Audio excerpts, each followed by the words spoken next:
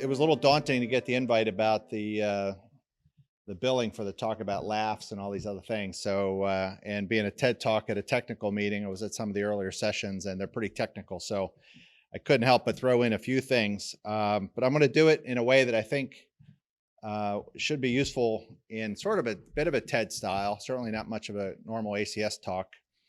I think a perspective is that product teams are the tipping point of the spear of the economy.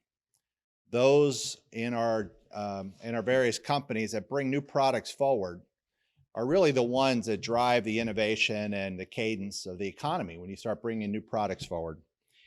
And it's really interesting that societies, when you think about the Bronze Age and the Iron Age and all those different perspectives that economists look back and historians look back, what we do as a society are often limited by our ability to make things.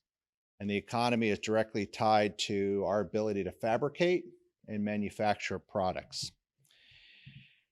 And when you think about polymeric materials, which has been the field I've been in since the mid-'80s, before some of you were born, I suspect, you don't have to rub it in like that, man. Nodding your head that aggressively. I get it.